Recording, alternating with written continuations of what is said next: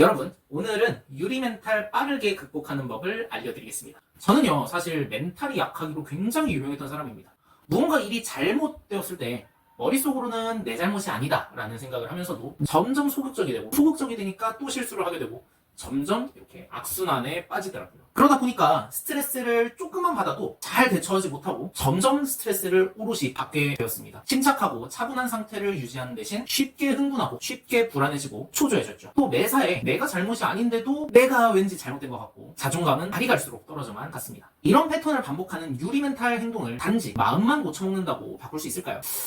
확실한 건요, 제가 한 15년 정도는 시도해봤는데 결국엔 실패했습니다. 그래서 이런 유리 멘탈 행동을 어떻게 해결할 수 있는가, 이게 중요한 거잖아요. 그 비밀을 알기 위해서는 우리 뇌가 어떻게 작동하는지에 대한 내용을 알 필요가 있습니다. 제가 지난주에 스트레스 반응에 대해서 얘기를 했었죠. 이 스트레스 반응이 일어나면 근육하고 뇌로 가는 에너지가 급증하고요. 그 에너지는 원래 소화기, 면역기, 기뇨기 쪽으로 갈 에너지를 끌어다 쓰게 됩니다. 당연히 소화로 가는 에너지, 면역기의 활성을 위한 에너지, 기뇨기의 활성을 위한 에너지는 확 줄어들게 돼요. 당연히 기능도 줄어들겠죠. 그런데 이들 외에 또 기능이 줄어드는 곳이 있는데 바로 뇌의 전전두 피질입니다. 이 부위는 우리가 고도의 집중력을 발휘할 수 있도록 하는 뇌의 부위죠. 그 대신 불안감하고 분노를 일으키게 하는 뇌 부위인 편도체, 아미그달라가 급격하게 활성화되게 됩니다. 그래서 스트레스에 노출되는 환경에 놓이게 되면 생각보다 여러분들 합리적으로 판단하지 못하고 잘못된 행동, 성급한 행동으로 인해 상황을 오판하는 경우가 생각보다 많이 생깁니다. 하지만 극한의 스트레스 상황에서 흥분하지 말아야지 라고 생각하는 것은 전혀 도움이 안 된다는 거예요. 그럼 어떻게 하셔야 그냥 생각하시는 게 아니고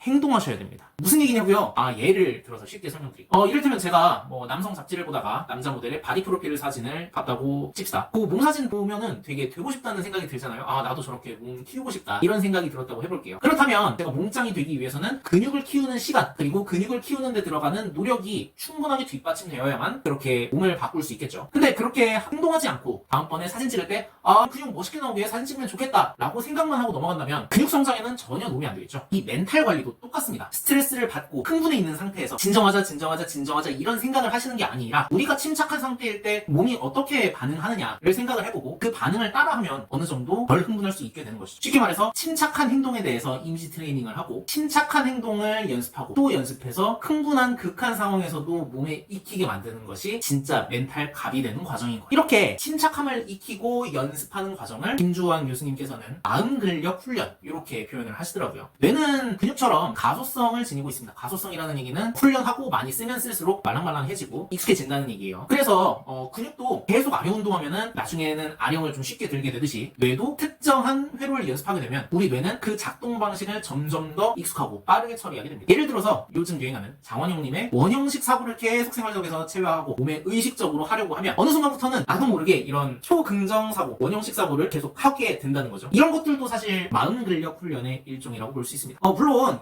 이런 침착하고 흥분을 덜 하는 성향을 타고난 사람들도 있어요. 이런 사람들은 마음 근력 훈련을 조금 덜 해도 다른 사람들보다 침착함을 좀 더 유지하기 쉽죠. 이런 거랑 똑같은 거예요. 다시 헬스 예를 들면 마치 큰 골격을 갖고 있는 사람들은 헬스를 3개월, 6개월, 1년 이렇게 조금만 해도 쉽게 근육이 붙는 것처럼 말이죠. 하지만 이런 큰 골격을 갖고 있지 않아도 꾸준한 근육 운동을 하면 분명히 건강은 좋아지고요. 분명히 운동을 안 한 것보다는 근력이 늘어납니다. 마음 근력 연습도 역시 똑같다는 거예요. 꾸준히 노력하고 꾸준히 행동에 옮길수록 점점 좋아지기 마련이기에 예전보다는 확실히 안정된 멘탈을 가질 수 있는 거죠. 다음 시간에는 우리 몸과 우리 뇌가 어떻게 바깥 세상을 인식하고 어떻게 소통하는지, 그리고 여기에서 더 넘어가서 사람은 어떻게 독선에 빠지는지, 고집에 빠지는지에 대한 얘기를 해보도록 하겠습니다. 유익하셨다면 구독, 재밌었다면 댓글, 좋아요와 알림까지.